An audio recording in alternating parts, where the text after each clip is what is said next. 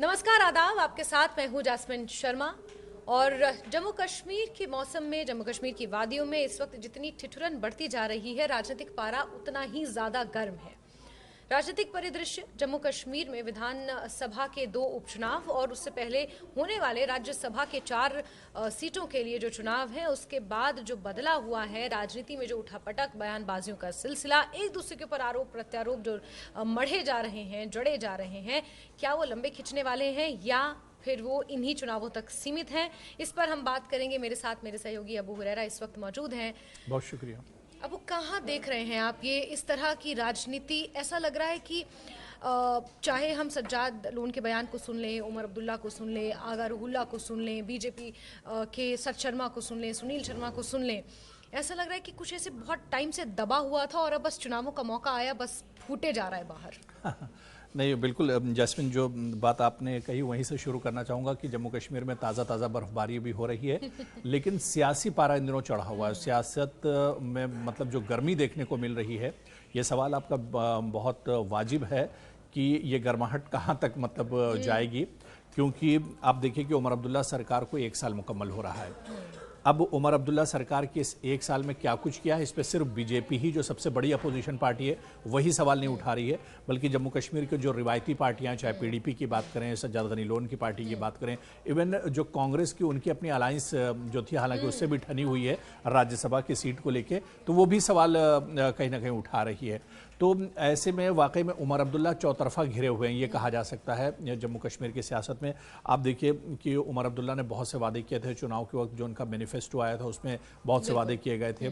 तो एक तरफ जो बीजेपी कह रही है कि आवाम जम्मू कश्मीर के ठगा हुआ महसूस कर रहे हैं, और दूसरी तरफ बीजेपी ये भी कहती रही है कि 370 को लेकर और स्टेटहुड को लेकर उमर अब्दुल्ला सिर्फ इन मुद्दों को लेकर आवाम के बीच में गए, और जो असल काम करने थे, चाहे बुनियादी मसाइल की बात करें, इंफ्रास्ट्रक्चर की बात करें, हेल्थ की बात करें, उमर अब्दुल्ला ने खासतौर से एनसी ने जो वादे किए थे कि बस का किराया कम किया जाएगा, बिजली और पानी का जो फीस है वो उसे एक तरह से कम किया जाएगा, तो इस तरह के जो आवाम से जुड़े हुए जो मुद्दे हैं वो भी उमर अब्दुल्ला ने एक तरह से उनकी सरकार ने पूरे नहीं किए। इसी वजह से वो इस वक्त घिरते हुए नजर आ रहे हैं।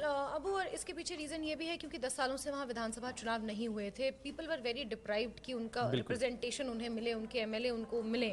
लेकिन जब एमएलए मिले और एक बड़े मार्जिन के साथ, एक मेजोरिटी के साथ जब उमर सरकार सत्ता में आई, तो लोगों की उम्मीदें यही थी कि ये तो हमारी अपनी रिवायती पार्टी है, ये तो हमारी अपनी पार्टी है। मतलब लोगों का जुड़ाव नेशनल कॉन्फ्रेंस के साथ वहाँ पर बहुत है, इसमें कोई दो राय नहीं है।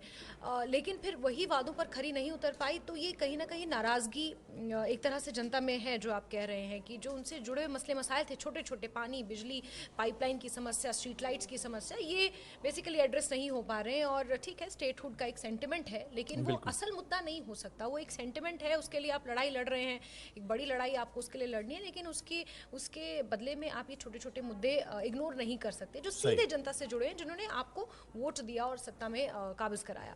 लेकिन इस बीच राज्यसभा चुनावों के दौरान जब घोषणा हुई थी, उसके बाद जब ये नॉमिनेशन का पूरा हमने ड्रामा देखा, नॉमिनेशन के दौरान चौथी सीट पे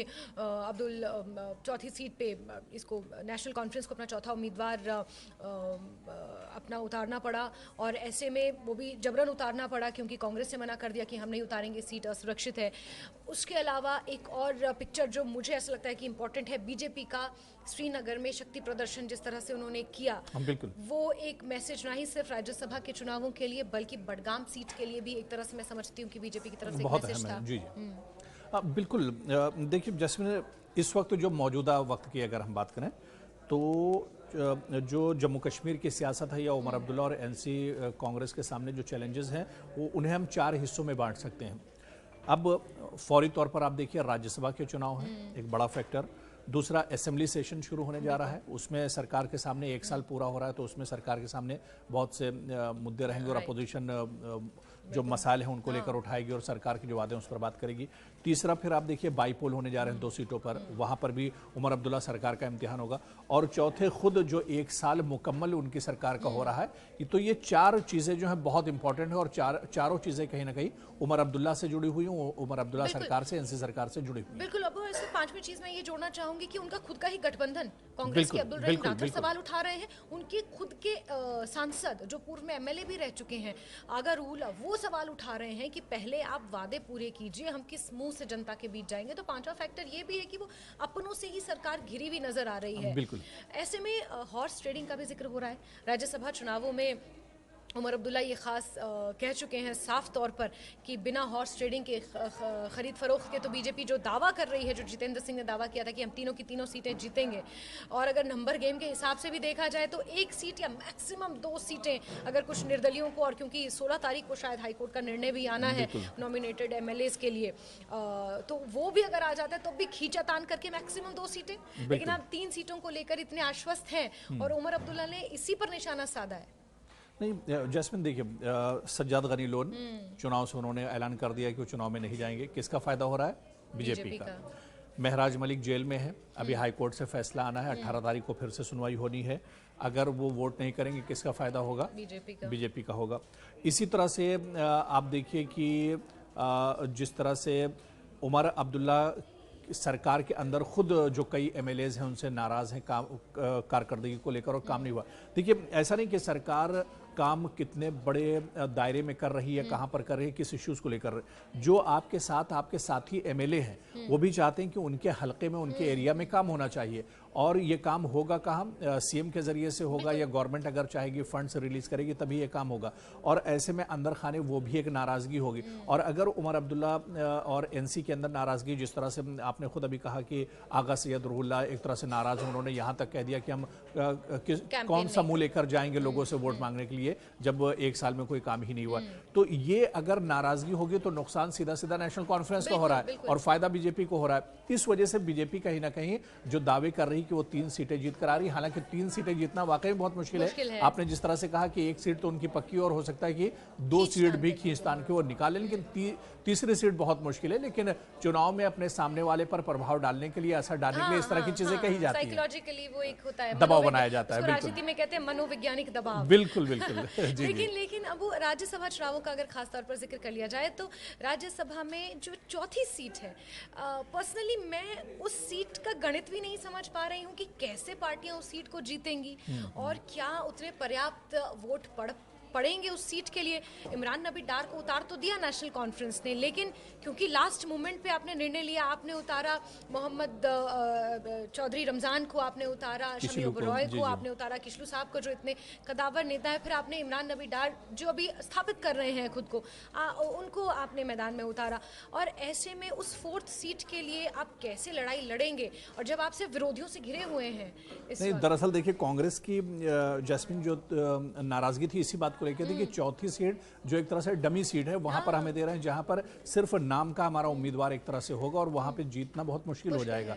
तो इसी वजह से कांग्रेस की असल नाराजगी तो यही है, जो उसने अपना उम्मीदवार नहीं उतारा और जो अलायंस है उसको लेकर भी अब एक तरह से तनाव बढ़ता जा रहा है। चौथी सीट तो वाकई में बहुत कंफ्यूजन वाली नजर आ रही है कि ये किसके पाले में जाएगी। और हो सकता है जो बात बीजेपी कह रही है कि 3 सीटें वो जीत कर आएगी, अगर वो खींचतान के 2 सीटें निकाल लेती है तो तीसरी सीट पर हो सकता है वो कुछ अपना गणित मतलब बिठा ले और कुछ उसका हिसाब किताब उस तरह से रहे।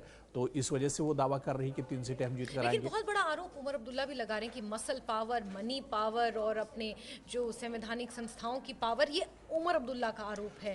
ये चीजें तो सियासत में देखिए चलती रहती हैं, जिस तरह से हम लोगों ने कहा कि राज्यसभा चुनाव में सब चीजें बिल्कुल हिमाचल की मिसाल हमारे सामने है, तो और कर्नाटक की मिसाल हमारे सामने है, तो ये तमाम चीजें तो चलती रहती हैं। लेकिन इस बीच नेशनल कॉन्फ्रेंस को जो सबसे बड़ा धचका लगता हुआ दिख रहा है वो बडगाम में है, और आगा सैयद रुहुल्लाह का उमर अब्दुल्ला और नेशनल कॉन्फ्रेंस की जो लीडरशिप है या उसकी सरकार के खिलाफ बिल्कुल खुलकर सामने आ जाना, क्योंकि आगा रुहुल्लाह खुद बडगाम से आते हैं और वहां पर आगा रुहुल्लाह के बारे में कहा जाता है वो सिर्फ पॉलिटिशियन नहीं है बल्कि वो रिलीजियस रूहानी लीडर भी है। तो उनकी फैमिली उस हिसाब से भी बहुत माने रखती है और बहुत मजबूत वो बडगाम में माने जाते हैं। और अगर वाकई में ये कोई नौटंकी नहीं है, मैं तो कहूँगा अगर कोई नौटंकी नहीं, क्योंकि इससे पहले भी आगा सैयद रुहुल्लाह मतलब कई बार उमर अब्दुल्ला सरकार से नाराज हुए हैं, मतलब नाराज भी होते हैं, उसके बाद मान भी जाते हैं। उस वक्त भी आगा रूहुल्ला के इन तमाम चीज़ों को ड्रामा करार दिया गया था, नौटंकी करार दिया गया था। तो इस पर आगा रूहुल्ला ने रिएक्ट किया है। मैंने उनका वो एक इंटरव्यू भी देखा है, जब उन्होंने कहा कि आप जिस चीज़ को आप ड्रामा कह रहे हैं, उसी ड्रामेबाज को आप अपनी रैलियों में बुलाना चाहते थे। आप चाहते थे कि आप ज़्यादा से ज़्यादा हमारी रैलियों में आए ताकि लोग इन्फ्लुएंस हों और हमें वोट करें, तब आप इसी ड्रामेबाज को आप रैलियों में बुलाते थे। और आज आप मेरे स्टैंड को, जो मेरा अपना मेरा एक खुद का एक कॉन्शियस है, उसको आप ड्रामा करार दे रहे हैं। ये आगा रूहुल्ला का इतना तो जैस्मिन रहा है कि पहले भी आप देखिए कि आगा रूहुल्ला आवाम से जुड़े हुए मुद्दे उठाते रहे, चाहे वो रिजर्वेशन की बात हो, चाहे एजुकेशन की बात हो, इस तरह के मुद्दे मतलब वो उठाते रहे। और सिर्फ जम्मू कश्मीर नहीं बल्कि जम्मू कश्मीर से क्योंकि श्रीनगर को रिप्रेजेंट करते हैं, तो ऐसे में पार्लियामेंट में भी वो जम्मू कश्मीर के आवाम के मुद्दों को वो उठाते रहे और मुखर रहे हैं। बडगाम की बात की और आपने कहा कि आगा रूहुल्ला क्योंकि एक रूहानी लीडर है, रिलीजियसली भी उनका बहुत ज़्यादा वर्चस्व है, बहुत ज़्यादा प्रतिष्ठा उनकी है। और ऐसे में मैं ये समझती हूँ कि जो आसपास के जो विधानसभा क्षेत्र हैं, बडगाम के आसपास के या श्रीनगर संसदीय क्षेत्र के आसपास के, जैसे चडूरा या चरार शरीफ या खान साहिब, ये तमाम इलाके, मैं ये समझती हूँ क्योंकि डीलिमिटेशन तक समीकरण कुछ और थे, डीलिमिटेशन के बाद चीज़ें कुछ और हो गई। तो आगा रूहुल्ला का इन्फ्लुएंस, आगा रूहुल्ला का प्रभाव उन जगहों पर भी होगा। तो इस डैमेज को अगर आज कंट्रोल नहीं किया गया तो फिर आगे आने वाले टाइम में it's going to be challenging. नहीं, बिल्कुल ये चैलेंजिंग है। और दूसरा ये कि आगा रूहुल्ला सिर्फ बडगाम नहीं, बडगाम के आसपास के जो इलाके वहाँ पर जिस तरह से आप करें, उनका असर वहाँ पर भी है। और एक्सपर्ट्स तो यहाँ तक जैस्मिन कहते हैं, जो कश्मीर को बहुत करीब से जानते हैं, कि अगर आगा रूहुल्ला, जिस तरह से बात अधूरी रह गई थी, अगर वाकई में पूरे संजीदा तौर से मतलब ये अपोज कर रहे हैं या उमर अब्दुल्ला सरकार ने काम नहीं किया, इस वजह से वो रैलियों में नहीं जाएंगे या वो एक तरह से कैंपेन नहीं करेंगे, तो ये एक बहुत बड़ा झटका होगा। और उमर अब्दुल्ला के लिए एक, उनके एनसी के लिए ये एक चैलेंज होगा, वहाँ से सीट निकालना भी, बडगाम से सीट निकालना भी एक तरह से चैलेंज होगा। क्योंकि अब जिस तरह से आगा सैयद रूहुल्ला नाराज हुए हैं, तो ऐसे में पीडीपी की भी नजर होगी। और पीडीपी वहां से कोई भारी भरकम उम्मीदवार अगर उतारती है तो फिर बहुत बड़ा फर्क पड़ सकता है और यहाँ से नेशनल कॉन्फ्रेंस को हार का सामना भी करना पड़ सकता है। बिल्कुल। वहीं अगर नगरोटा की बात की जाए तो नगरोटा में आप कैसे देख रहे हैं बीजेपी, क्योंकि देवयानी राणा जो कि देवेंद्र सिंह राणा की बेटी हैं, काफ़ी एक्टिव हैं। अमरनाथ यात्रा के दौरान हमने उन्हें देखा था किस तरह से वो एलजी के साथ और तमाम जम्मू खित्ते के लीडर्स के साथ वो नज़र आई थी। तो ऐसे में नेशनल कॉन्फ्रेंस के लिए नगरोटा सीट चैलेंजिंग हो सकती है।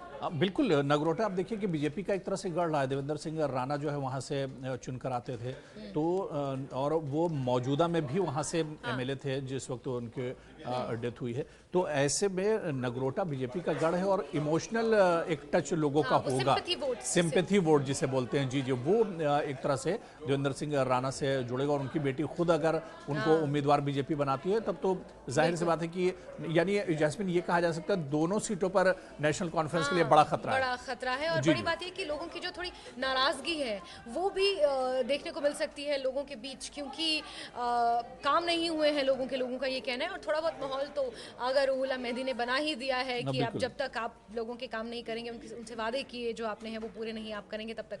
बहरहाल इस बीच सबसे पहले तो 24 अक्टूबर का दिन है, क्योंकि राज्यसभा के चुनाव होने। और उससे पहले बड़ी बात यह है कि कल 16 अक्टूबर को उमर अब्दुल्ला का एक साल पूरा हो रहा है। 16 अक्टूबर 2024 को, अगर मैं गलत नहीं हूँ, तो उन्होंने मुख्यमंत्री पद की शपथ ग्रहण की थी। और एक साल का लेखा जोखा जो कि 23 अक्टूबर से शुरू हो रहा है विधानसभा का सत्र, उसमें उनसे पूछा जाएगा।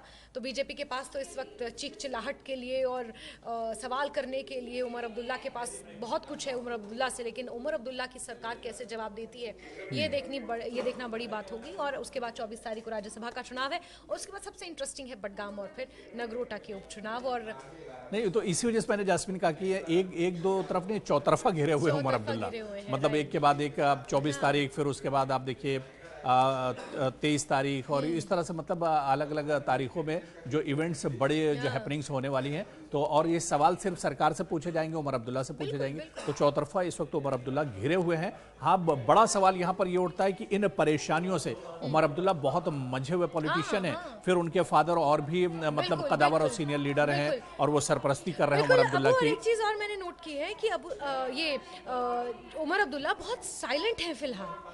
फारूक अब्दुल्ला खैर तबीयत खराब है इस वजह से, लेकिन उमर अब्दुल्ला भी साइलेंट हैं। मीडिया में बहुत ज्यादा एक्टिवली बयान नहीं दे रहे हैं, नपातुला बयान मीडिया में दे रहे हैं, लेकिन ये होता है ना कि तूफान से पहले की खामोशी टाइप मुझे वो लग रहा है कि जवाब उनके पास है।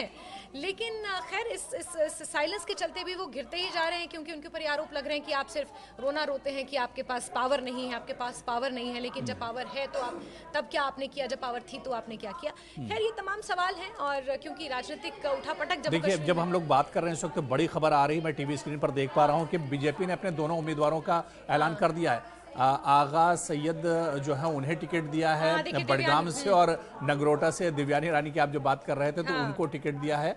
तो उपचुनाव के लिए बीजेपी ने ऐलान कर दिया है। बड़ी खबर भी अपने दर्शकों तक हम बता दें कि बडगाम से आगा सैयद मोहसिन को टिकट दिया है बीजेपी ने।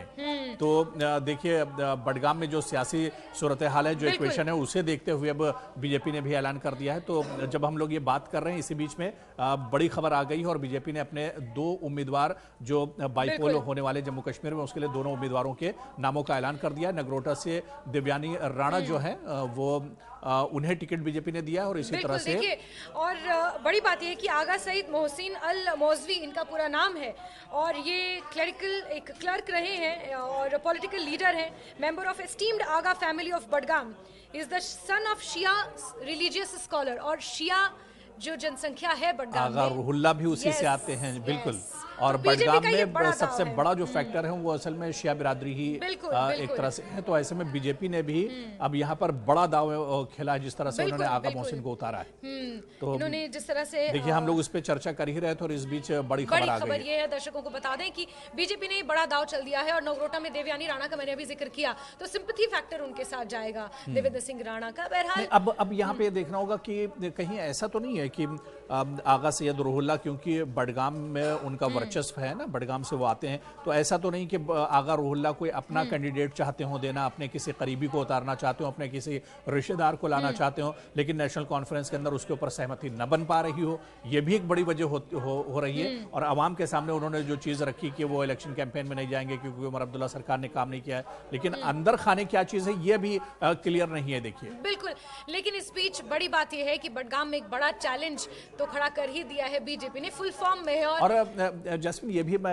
अपने दर्शकों को बता दूं कि बडगाम में जब इससे पहले असेंबली चुनाव हुए तो बडगाम में बीजेपी ने अपना उम्मीदवार नहीं उतारा था जब असेंबली के चुनाव हुए थे। तो यहाँ पर बीजेपी एक मौका देख रही है, उपचुनाव कैश करना चाहती है, जाहिर सी बात है। और मैंने शुरुआत में जिक्र किया था ना कि बीजेपी ने जो शक्ति प्रदर्शन अपना किया नॉमिनेशन के टाइम, नेशनल कॉन्फ्रेंस का एंटी इनकम्बेंसी जो 1 साल का, उसका फायदा भी यहाँ बीजेपी उठाना चाह रही है ना। और ये जो टकराव हुआ है आगा सैयद रुहुल्ला से और नैन्सी के बीच में, इसको भी कहीं ना कहीं हासिल करना चाह रही है। बिल्कुल, तो ऐसे में देखना होगा कि अब नेशनल कॉन्फ्रेंस किस कद के उम्मीदवार को मैदान में उतारती है। बहरहाल ये चर्चा तो एंडलेस है, क्योंकि राजनीति और जम्मू कश्मीर की राजनीति इस वक्त एक बहुत ही अहम मोड़ पर है, और इसी तरह बहुत सारे पहलुओं के साथ हम आपके साथ हाजिर होते रहेंगे। लेकिन इस वक्त की बड़ी खबर यह है कि नगरोटा से देवयानी राणा को टिकट दिया है बीजेपी ने, और अगर बडगाम से बात की जाए तो आगा सईद मोहसिन वो बीजेपी ने अपने उम्मीदवार बनाए हैं बडगाम से। अब देखना होगा कि नेशनल कॉन्फ्रेंस किसे मैदान में उतारती है, पीडीपी किसे मैदान में उतारती है, बाकी जो वहाँ की क्षेत्रीय राजनीतिक पार्टियां हैं वो किस तरह इस जंग को लेती हैं, किसे मैदान में उतारती हैं, और ये जंग कितनी दिलचस्प हो जाती है। निगाहें सभी की राज्यसभा की सीटों पर और बडगाम सीट पर खास तौर पर टिकी हुई हैं। बहुत शुक्रिया अबू, आपका भी बहुत बहुत शुक्रिया। बहुत बहुत शुक्रिया।